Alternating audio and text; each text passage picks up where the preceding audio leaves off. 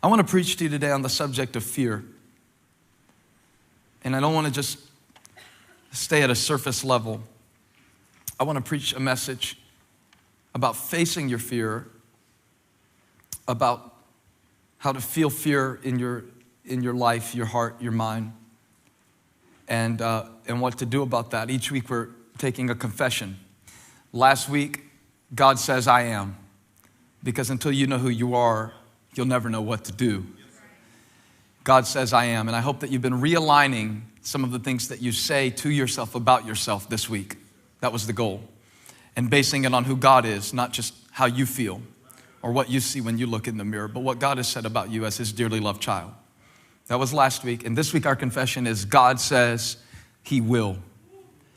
And we're going to have a lot of fun with this. I've entitled my message for today, It Will Happen. It will happen. Touch the best looking person sitting around you and tell them it will happen. Oh, I just caused all kind of trouble. Might have got somebody a date though, you never know. Today our text will be from Acts chapter 27. And if you act right while I preach and give me some response, then I might even get into 28 a little bit, but we'll have to see about that. Well, I'm not gonna bring out the dessert till I see how you act for the meal. It's gonna be good. I always try to preach to you the stuff that I preach to myself. And I figured that way, the cook needs to eat what he's serving to others. If it's not good enough for me to eat. So this has been very encouraging to me because I have a lot of fears. And I'll be happy to share some of those with you as the message goes along so you can be encouraged by my dysfunctionality. It's my greatest strength, is my willingness to be screwed up publicly.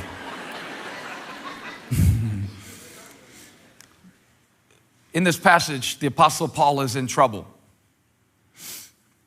He's going through a storm, and he has to decide what voice he will believe about the storm he's going through. Thesis for the series in the book, the voice you believe will determine the future that you experience and the way you experience your reality. And we're going to pick up right in the middle of Paul's problem in Acts 27, verse 9. The winds are starting to blow contrary. The sailors are having a difficult time. Paul is on board a ship with 275 other prisoners. And there must be a part of him that can't believe he's facing prison again. He's got to go stand trial before Caesar. He's not on a cruise ship. He's in Royal Caribbean. He's not headed to Rome because he always thought it would be nice. He's not tasting wine. He's chained as a prisoner. And if that wasn't bad enough, he's now got to face a storm on that ship. And this is where we begin in verse 9. It says, much time had been lost, and sailing had already become dangerous because by now it was after the Day of Atonement.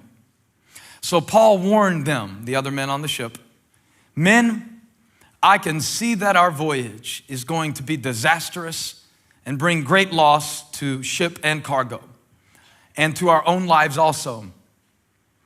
But the centurion, he's the guy who was in charge of transporting the prisoners, instead of listening to what Paul said, followed the advice of the pilot and of the owner of the ship. Now, I wrote down in my notes, of course he did. That makes sense. If you've got to make a sailing decision, it makes sense to ask the pilot of the ship, not the preacher who happens to be on the ship. Sometimes preachers think they know everything. And so Paul's given advice about where to steer the ship, and they ignore his advice, and they pay for it because on this ship, Paul doesn't just represent a preacher or just a prisoner, but he actually represents the purpose of God and the voice of God. And so when he speaks about, hey, we're going to be in trouble if we keep going this direction, he's warning them on behalf of God. I want to give you 3 things, and I'd like you to write these down. They'll be here on the teaching screen. Do you like this little screen I use, or is it kind of cheesy? I don't know. I'm still trying to figure out if I like it. But sometimes I like to do it. Just mix it up. Keep you guessing. Will there be a screen? Will there not? You never know. Story at 11. All right, so I wanted to tell you today that when you find yourself in a storm, and you will, steer by the Spirit, not by your senses. Steer by the Spirit and not by your senses. And it's so easy to steer by your senses because we're trained to walk by what we see. And we're trained in so many ways to respond to what we feel. And that's exactly where the men got in trouble on this ship. Now, I'm not going to belabor this point because next week I have a message about how do I know the difference if it's God speaking to me or the chatterbox. Because I hear you talking about all this chatter that goes on, but sometimes doesn't God want to say things to us, and should we block that out? Next week I'm going to show you 3 things that can help you distinguish whether the voice you're hearing is from God trying to correct you and protect you or the enemy trying to destroy you and distract you. There is a difference. God will warn you, but he will never create worry within you. When God warns you, he'll give you a specific instruction and it'll mobilize you and make you stronger. When the enemy threatens you, he won't make you stronger, he'll make your faith weaker. When God instructs you, he'll give you a specific warning. He'll show you something, maybe through someone, maybe through his Spirit, maybe through his word, and he'll show you something you need to correct. The enemy will never do that. He'll just threaten you in a vague way until you can't even figure out what's wrong, but you just find yourself up at night, worried about things. When I talk about fear, I'm not just talking about the big fears that we all face. I'm talking about just that sense of anxiety that we learn to live with as if it's normal. That sense of dread that we just learn to carry around with us and drag behind us and just, go through life kind of worried about what they'll think and worried about what they'll say and worried about if I fail and worried about if I succeed. If I succeed, there's more pressure. If I fail, they're all going to laugh at me, and just going through life afraid, just going through life nervous, just nervous when things are going good. Because, if things are going good, it can't be long. What goes up must come down. I'm just worried. I'm just scared. I'm just anxious. And so God gives a warning that is ignored. I need to tell you that when you ignore God's warnings, you will always suffer loss. How many of you will testify? Be real enough to raise your hand and say, I have ignored some warnings before that God was trying to give me, and I suffered loss. Yeah. I'm not going to preach about that, but I want to point it out because your life is being steered by something. Are you being steered like these men on the ship by what you can see? They had their nautical maps spread out. They knew how to sail. They thought they knew exactly what they were doing and where they were going. But we walk by faith, not by sight. And if you steer your life by your senses, you'll end up in trouble. If you send emails based on what you feel in the moment, you'll end up in trouble. Save the text and see if you still want to send it tomorrow. I can't tell you how many texts I've written that I never sent. Because I'll be steering by my feelings, see? But your feelings can't forecast the future. Only God's Spirit can. And so you got to learn how to steer by the Spirit. Isn't that good? Wouldn't that save us a lot of time and trouble? It sure would. And so they ignore Paul's advice. Instead of hearing God's voice above all others, they hear all other voices above God's. The voice you respond to will determine the future you experience. Are you steering by your senses or are you steering by the Spirit? Well, Paul was right. They kept sailing along. They refused to stop. And verse 14 picks up, says, before very long, a wind of hurricane force called the northeaster swept down from the island. The ship was caught by the storm and could not head into the wind, so we gave way to it and were driven along. That phrase is so descriptive, driven along.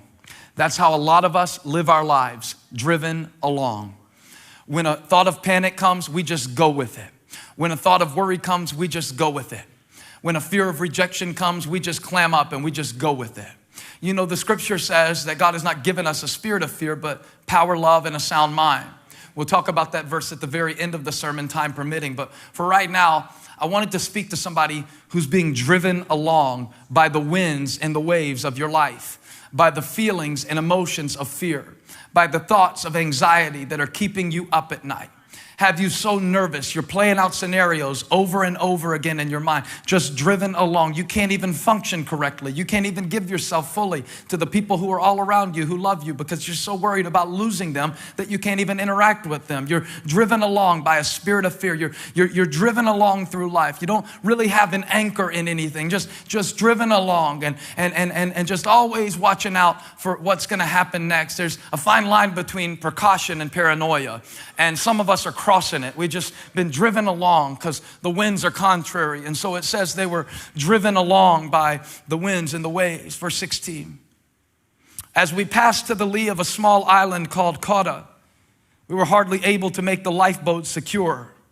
Everything's unstable. Life feels that way sometimes. So the men hoisted it aboard, and then they passed ropes under the ship itself to hold it together because they were afraid that they would run aground on the sandbars of Syrtis.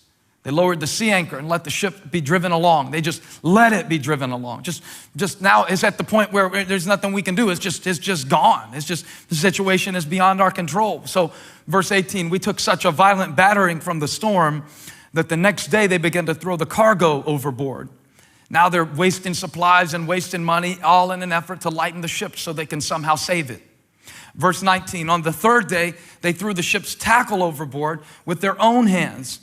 And verse 20, to me, is very poignant in describing fear's ultimate goal in our lives. If we let it go unchecked and drive us along, it will eventually come to this point.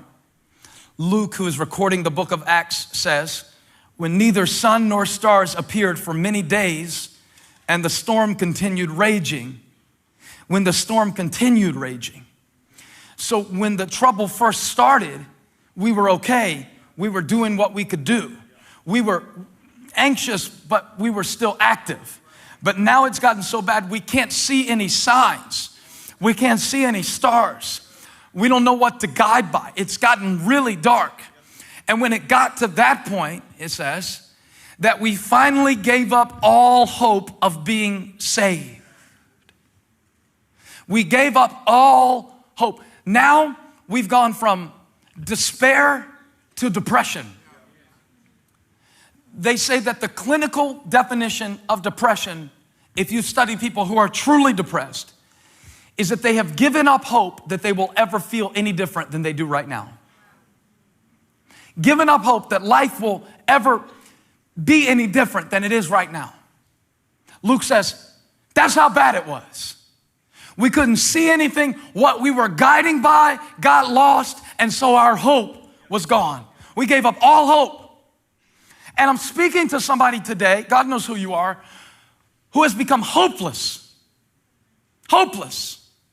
That you're ever going to progress past this fear, that you're ever going to change from this state that you're in. It was one thing when you could see the star to guide you by, but now that you're in a storm and you have no star, you've lost your hope. You see it, he said, we finally gave up all hope of being saved. But you know, Luke is writing Acts 27. He's the one recording it. But Paul is the main character of the story. And so I got to imagine if Paul was reading, Acts chapter 27 that Luke wrote, we gave up all hope of being saved. He'd say, wait a minute. What you mean we? What you mean we? Because see, everybody else has given up hope of being saved. They've completely capitulated to fear. And yet in the midst of all of these voices, don't you know they were all freaking out? We're going down on this ship and I don't even deserve to be a prisoner and it ain't fair and I didn't even do it and I had an alibi and I wasn't even there. And they're all talking about loss and despair. And then Paul speaks up. You're going to love this, verse 21. It says, after they had gone a long time without food, Paul stood up before them and said, this guy, men, you should have taken my advice. And some of you are very confused. You're thinking, I didn't know Paul was a woman. Wait for it.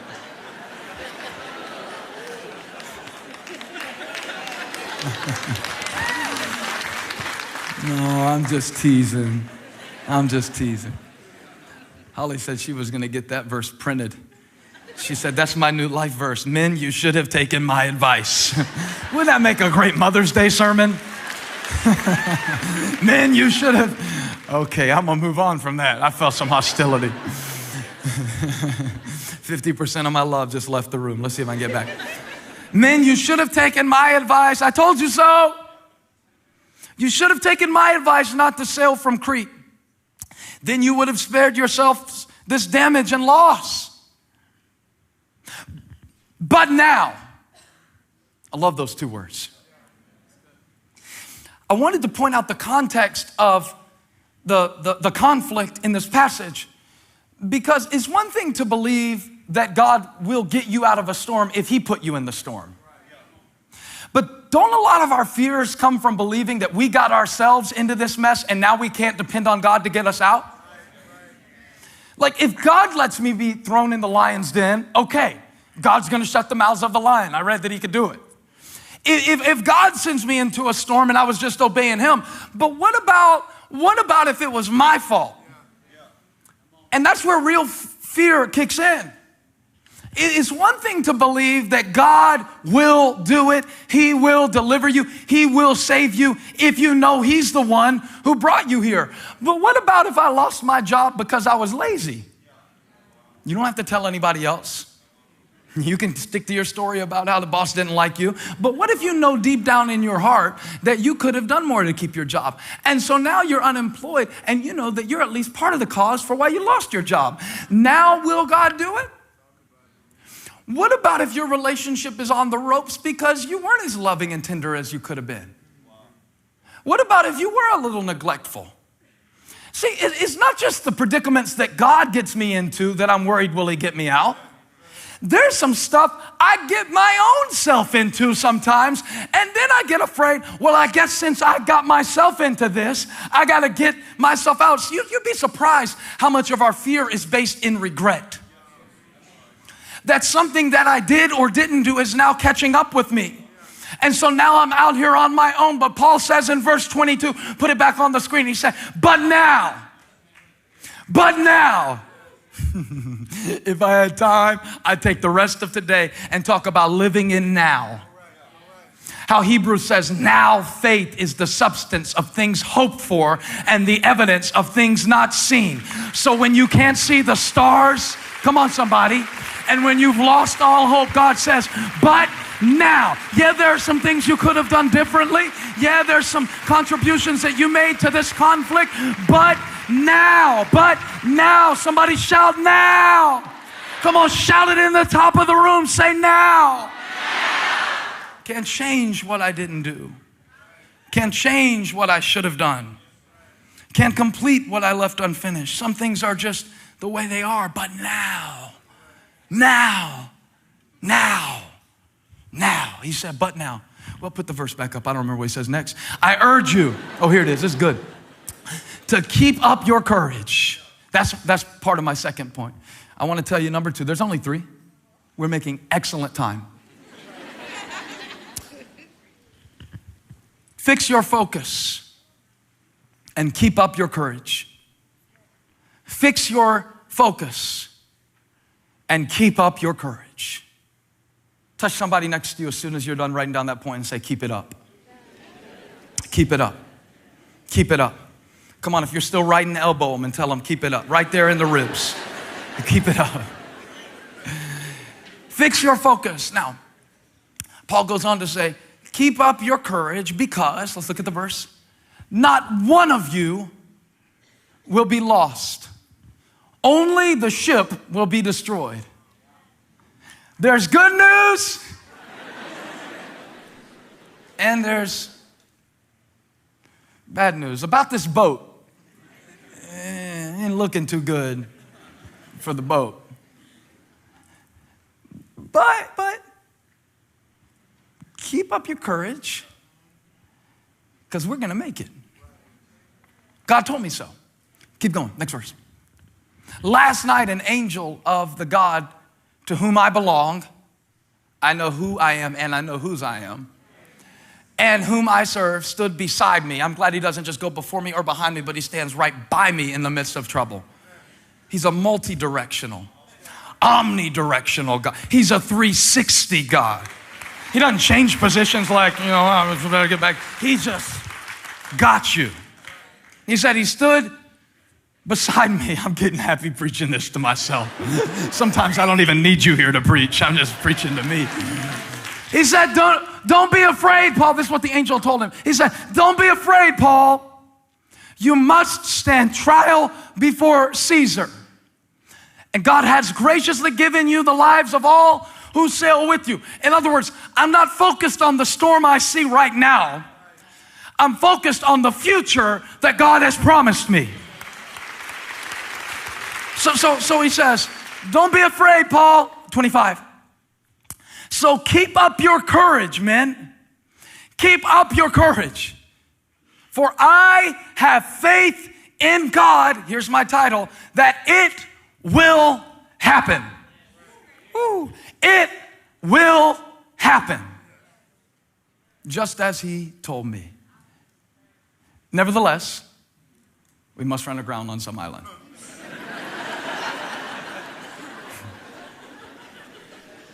The ship's going down, but keep your courage up. How do you keep your courage up when the ship's going down? It's the essence of faith. You have to learn to separate out your courage from your conditions. See, if your courage is tied to your conditions, when your bank account goes down, your courage goes down with it. If your courage is tied to your conditions, when a certain relationship in your life starts going down, your courage goes down with it. How do you keep up your courage? Apparently, even when my conditions are outside of my control, my courage is never outside of my control. Your courage is under your control. He didn't say God's gonna keep up your courage. So stop praying, God give me courage. Because he's gonna say, I gave it to you, now keep it up. Keep it up, feed it. You've been feeding your fears, and now they're eating you alive. And you've been surveying your conditions, and you've lost all hope. But Paul said, fix your focus. See, sometimes you can't fix the situation, and all you can fix is your focus. Paul said, right now, all I see is a ship going down. And I know that's all you see. And I know that's all you can think about. And I know that's all you can focus on. But last night, I saw an angel. I'm not looking at what I'm going through right now. I'm looking toward my future. And I'm looking back at what God spoke to me in my past. And so my focus is fixed. We always want God to stop the storm. Sometimes he doesn't.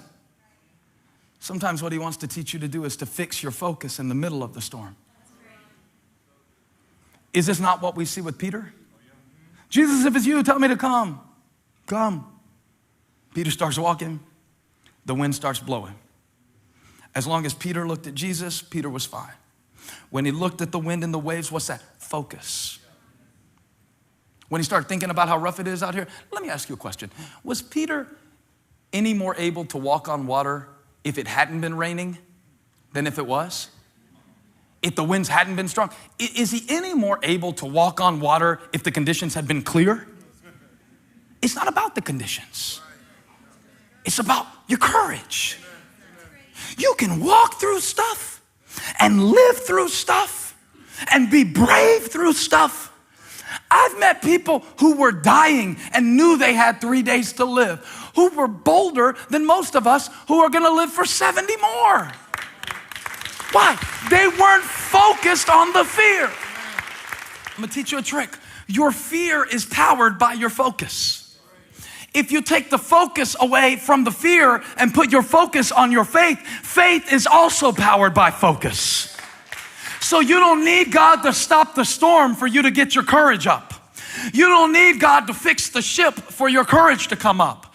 You just need to fix your eyes on what? On Jesus, the author and finisher of our faith, who for the joy set before him endured the cross, despising its shame. Touch somebody next to you, say, he's preaching now. Tell him he's preaching to me. He's preaching to me. Yes, I am. I'm trying to help somebody see that your hope is not supposed to be in the boat. The reason all the other sailors were so scared is because they were trusting in the boat to get them to the other side. And Paul said, you know, it's a funny thing about the boat. I like it. I prefer it. It's better than doggy paddling. But I had a meeting with God. And if there's one thing I know about God, it's that my life is in his hands.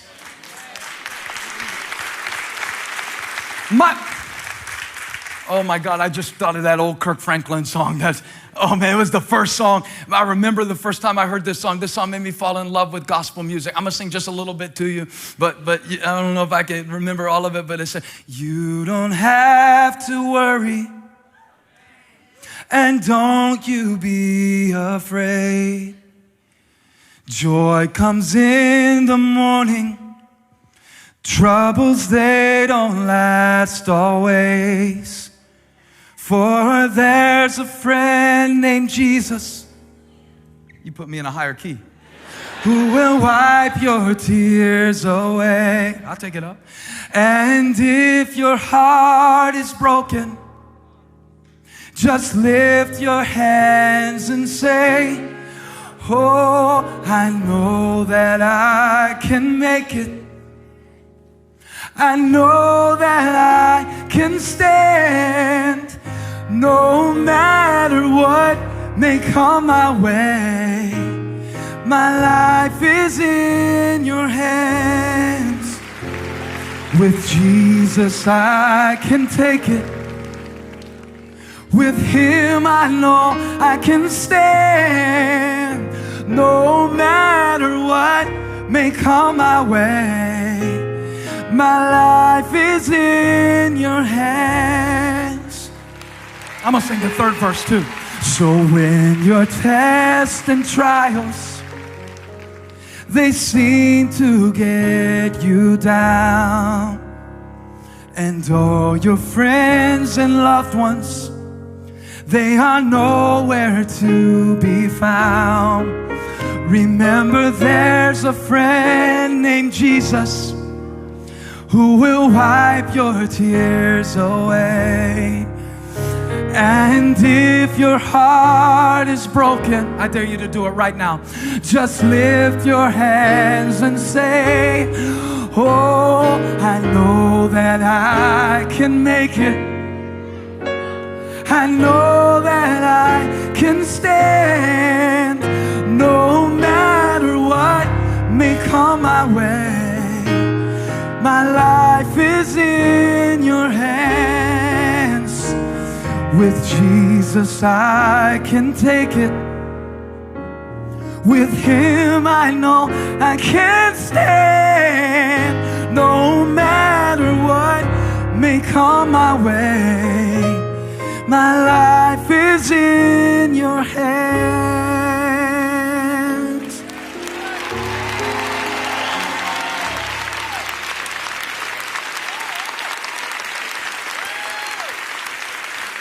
My life, my faith, my hope is not in my circumstance. My hope is not in this boat. My hope is in my God. And he didn't promise me that he would save the boat. He didn't promise me that I would never cry. He promised me when I did, he'd dry every tear from my eye. He didn't promise me I'd never hurt. He said, when you do hurt, you can lift your eyes to the hills from whence cometh your help. Your help cometh from the Lord. My hope is not in this boat. If the boat goes down, my faith is in God.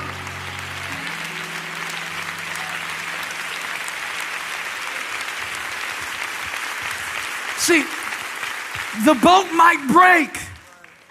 The relationship might not turn out like you want it to. And if your hope is in that boat, my friend, your faith won't make it. I remember in 2012, when my dad first started, I want to be delicate how I say this.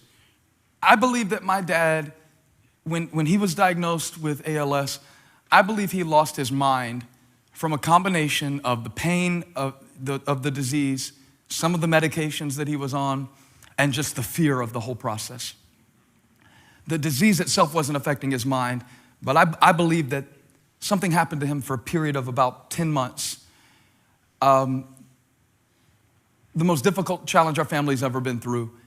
He left us and he went to go live by himself. And when he first did, he was so despondent, we all knew he was suicidal, and he had said as much.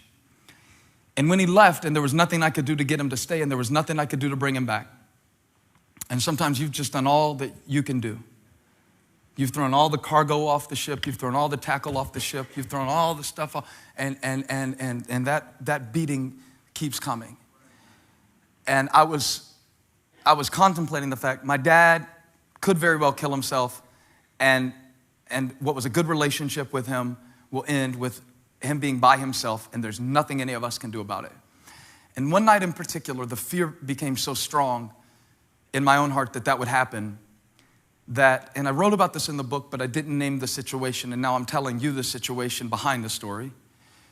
I remember that the thoughts were coming. So sometimes you can't solve your own problems within your own mind. You got to get outside of yourself and let somebody else talk to you about it. And I called this counselor that I knew of that I had never talked to before. And I said, you deal with high pressure situations all the time. I think my dad may very well kill himself tonight or tomorrow. And you know all the things that start happening in your mind when you're facing a desperate situation. And fear's greatest hit is called what if. What if, what if, what if, what if, what if, what if, what if, what if, what if, what if. And it'll lead you down all these paths, all these problems, all these predicaments. And I was telling the counselor, I'm afraid he's gonna kill himself. And I expected him to say, he's not gonna do that. Just calm down, be rational. But what he did instead was one of the greatest gifts anybody's ever given me. It was a gift of perspective, and I've never forgotten it. He said, Stephen, what if he does? What if he does? He may. We hope he won't. We pray that he won't. But what if he does? And I said, that would be the hardest thing that I've ever gone through. That would be terrible. And he said, right, it would be a nightmare. It would be a living hell. You would never be the same. It would wreck you. But, he said, would God get you through it? This is where fear either takes over our life or we push back against it and realize that, catch this phrase, even if the worst case scenario plays out, God will be there when the boat breaks. And I used to think that fighting fear was all about pushing it back. Well, that's never gonna happen, that's never gonna happen, I need to be more optimistic. And I do think it's important that we don't walk around all the time playing out the worst possible scenarios in our head, because most of the things we worry about never even happen. I like how Joyce Meyer says it. She says, I'm gonna do my best Joyce impression. She said, worry is down payment on a problem you may never even have. I know my impression wasn't good, but the quote was solid. Amen. We were watching a movie the other day. They said, most of the biggest challenges that you'll face in your life will be the result of things that never even crossed your worried mind. They will blindside you at 4:30 on a Thursday afternoon. You won't even have known that you needed to worry about them. Additionally, most of the things that we worry about create other problems that we didn't even know to worry about when we started worrying about the one that was never going to happen to begin with. Worry has babies. Worry creates all kinds of conflict that you were never going to have to face if you'd have turned it over to God in the first place. Far from solving your problems, it exponentially increases them. So I don't believe we should walk around in a state of worry, just playing out all of our worst case scenarios. But every once in a while, it's good to stare that fear in the face and say, well, what if, devil? What if he does? You know, my dad did not end up taking his own life, and we got to celebrate the end of his life with him, as painful as it was. We got to be there, and I thank God for that. But the gift of being able to go down to the bottom of that fear and saying, even if the worst thing happens, because sometimes it does. Sometimes it does. I know that's not the churchiest answer, but sometimes it does. When I announced the title of this message, many of you were excited. I said, it will happen. Wow! But what if it happened? The other it. I think it's a great gift when you find out, when you press down to the bottom of that and say, God would still be at the bottom. My faith is in God, not in the ship that I'm sailing on. What if? Stop. Well, what if? I remember telling Elijah one time, Elijah, if you keep jumping around like that, what if you break your bed? He said, well, what if? Here's what he knew. You give me another one. You ain't gonna let me sleep on the floor. That's a great phrase. Well, what if? It's not gonna happen, it's not gonna happen, it's not gonna happen, it's not gonna happen. But even if it does, it probably won't. But even if it does, God would be there at the bottom. He's the God of the valley too. And Paul said, and we might have to breaststroke our way to the island, but we're not dying out here. Put the verse back up. I think it's verse 22.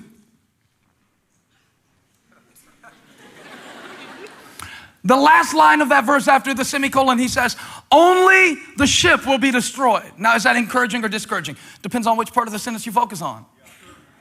If you start with the ship will be destroyed, that's bad. But if you back up one word, only, what does that imply? The ship's going down, but boys, we're not. Only one word stands between fear and faith. Only one word. God, I'm preaching this now. Because when Jesus was buried in the ground, they thought it was over. So they got their boats back out and went fishing. Their faith was still in their boats. But when Jesus came walking to them on the water, he said, boys, get out your boat. I got up out of the ground. The worst thing happened. They spit on me and killed me and called me dead. But on the third day, I rose.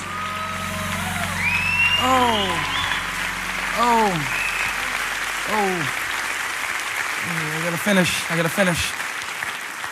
Please, calm down. No, I'm finished.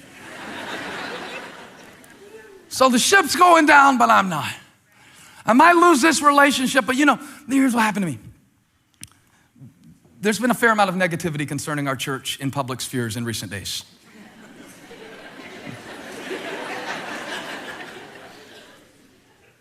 And the devil starts messing with me, saying, well, what if people start believing this crap eventually and think you're a horrible monster and leave your church? What if everybody leaves? And I used to say, I used to go, it's not gonna happen, it's not gonna happen, it's not gonna happen, it's not gonna happen, it's not gonna happen. And then one day I decided, I'm gonna try a different strategy on this.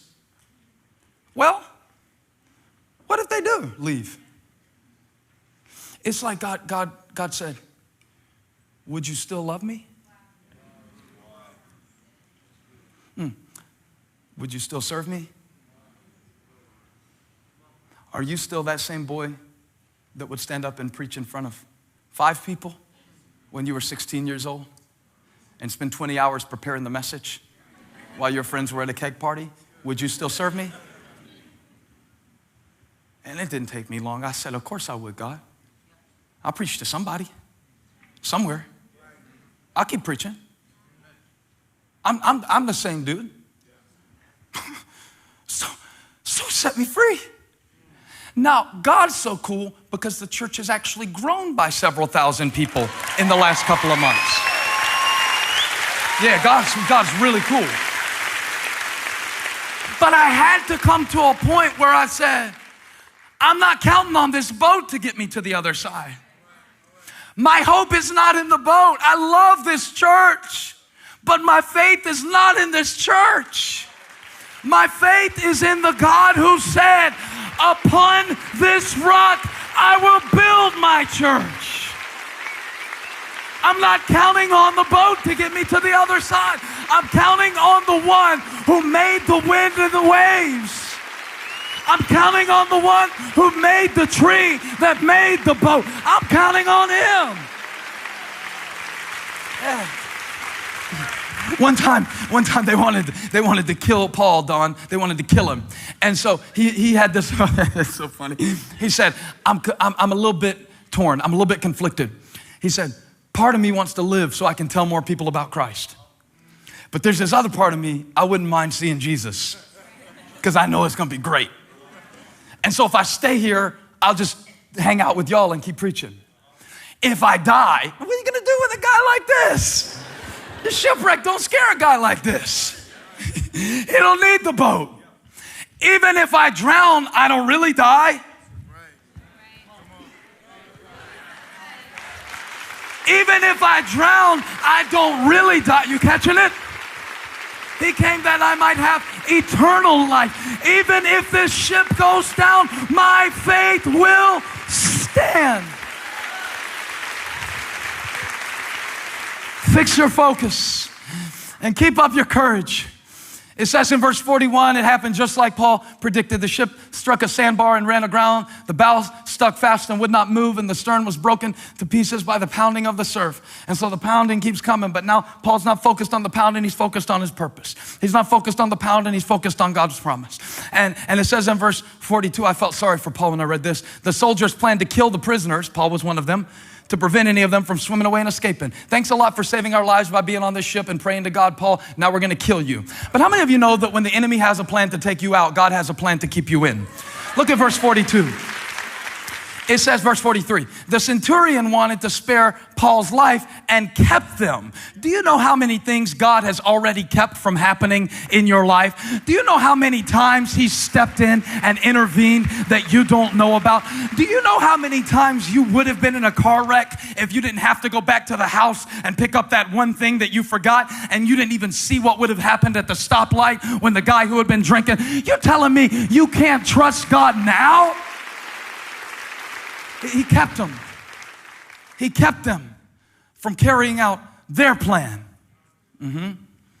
And he ordered those who could swim to jump overboard and to get to land, and the rest were to get there on planks or on other pieces of the ship. See, you're going to make it, but it just might not be the way you imagined. It says, look at the next line. Don't you love studying the Bible? In this way, everyone reached land safely. Not the way they wanted to, not the most comfortable way, not the most convenient way. My faith isn't in how it will happen. My faith is in the God who said it would. I don't know how. I don't know when. We might have to grab a hold to a board and float in. Yeah, we're gonna make it though. I'm gonna make it. I might lose my job. I'll get another one. No, I mean, it might be inconvenient.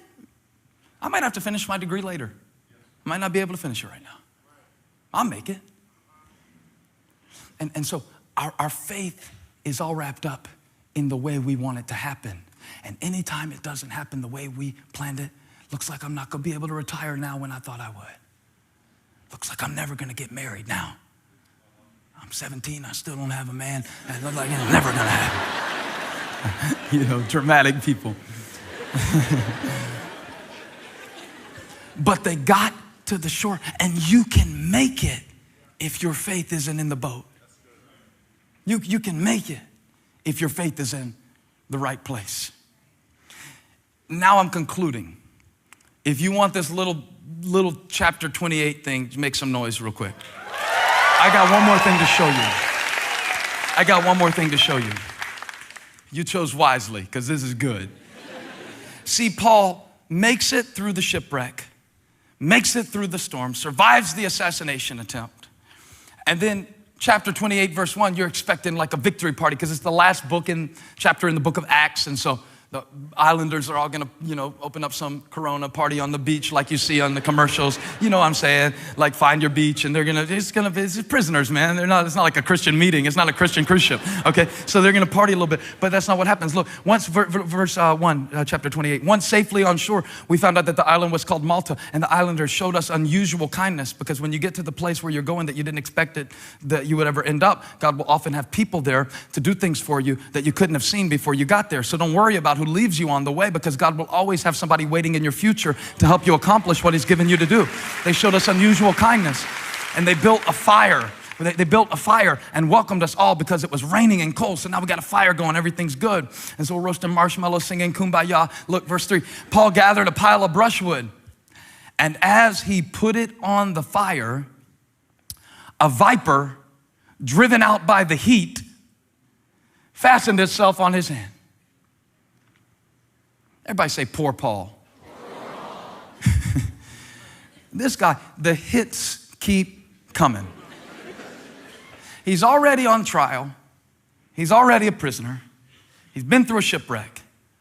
And now here comes the snake. He builds a fire, just trying to be helpful. And the heat from the fire drove out the snake. I did want to point out to you, as we round this corner into our final approach, that whenever you light a fire, you can expect some snakes to come out.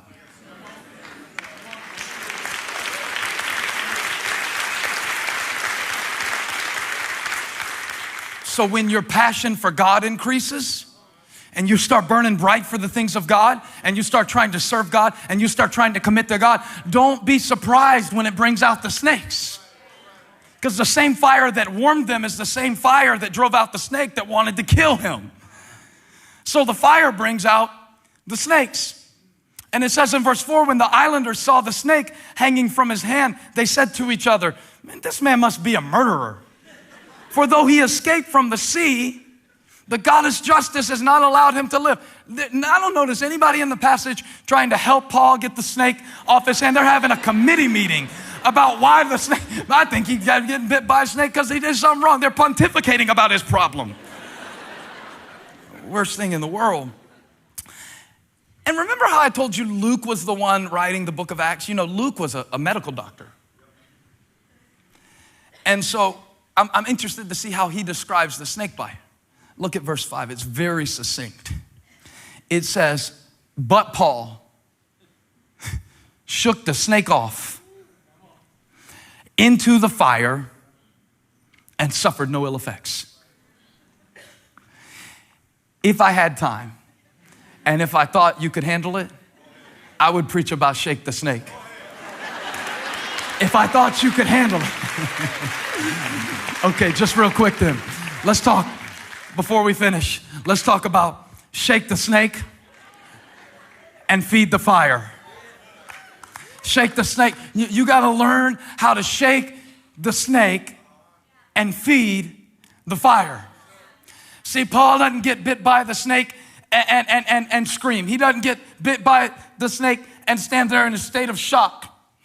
Paul looks at the snake and he says, oh, this too? And I'm asking myself, how did he have the presence of mind? Because I'm scared of snakes. How many of y'all scared of snakes? Okay, turn to the person next to you who doesn't have their hand up and say, how does it feel to be stupid? Snakes are scary. So if the snake bites me, I don't have the presence. But Paul, he knew something. He knew something. He had something. He said, wait a minute. God didn't bring me through that shipwreck to let me die from this snake bite. So I know what to do. Now I'm using this as a metaphor. I'm saying that there are snakes that will attack your thinking.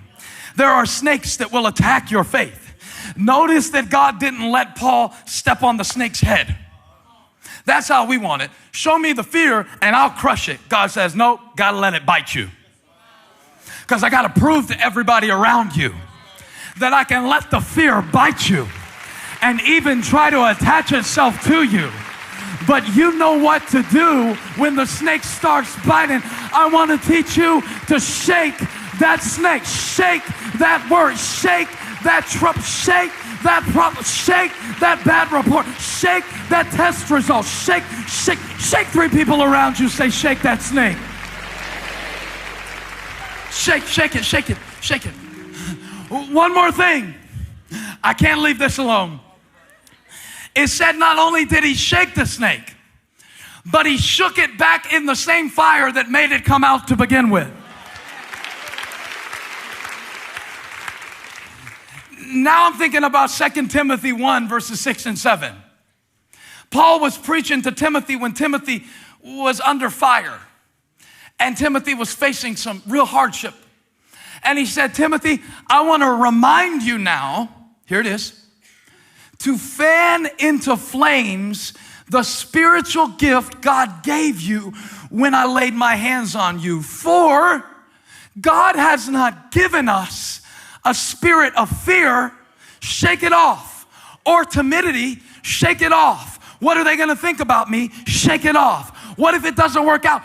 God didn't give you a spirit of fear, but what? Of power and love and self-discipline. There's so much power in you that you can get bit and still not be stopped. That's when the people in your life will know there is a God. Shake it back into the same fire.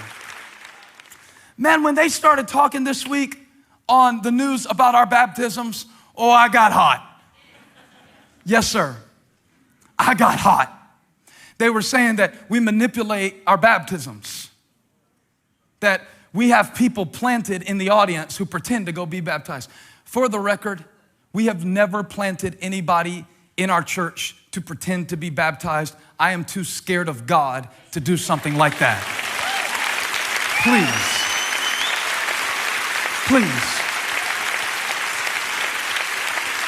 Now, hey. It's one thing. Listen, if you want to pick on my house, okay. But it's different territory when you start picking on people who made a decision to be baptized for Jesus Christ.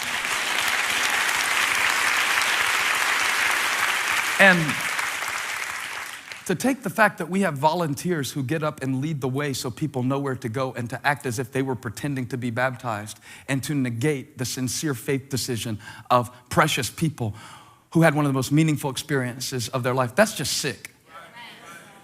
That's sick. And at the same time, I know that this is not the last thing that's going to be said about us unless we put the fire out. Unless we just stop growing. You don't baptize anybody, they won't talk about how you did it. And next time it won't be baptism. We already know that the local media, some of the people are planning other stories. We already know. And so here goes. My friend called me this week. He's been in ministry longer than I've been alive. And he was mad. And he said some non-preacher words. And then he said, what are you going to do? What are you going to do? I said, I don't know, because all throughout all of the media attention, I've been saying, I'm not going to go up there and defend myself. I'm not going to go up there and defend myself. I'm not going to turn this pulpit into a press conference. That's not what this pulpit is for. I said, I don't know. I can't be defensive. And when I hung up the phone with him, I felt like God said, then don't play defense, play offense. And I thought about it for a minute. And Holly was waiting on me. We were going out to eat for my birthday. Oh, it was a real happy birthday. I'm glad you think it's funny.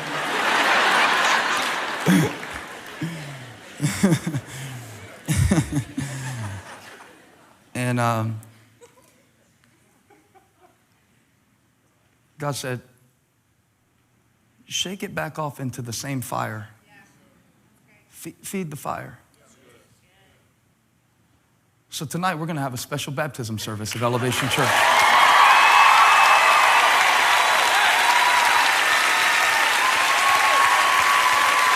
I hope you can come.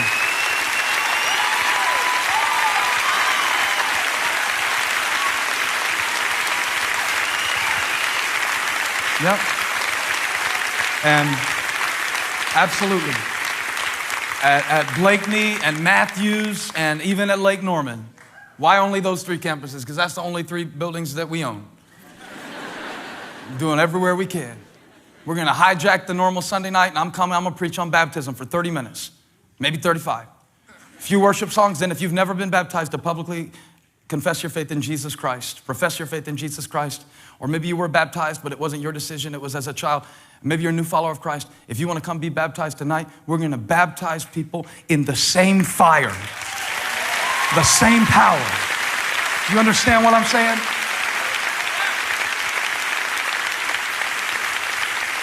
And I'm preaching to you personally as well.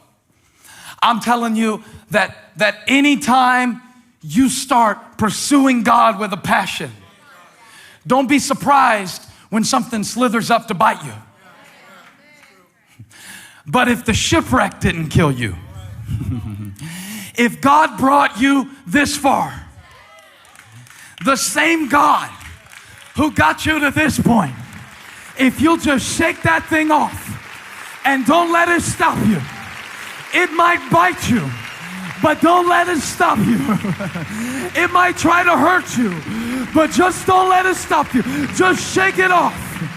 The hymn writer said, through many dangers, toils and snares, I have already come. 'Twas grace that brought me safe thus far, and grace will lead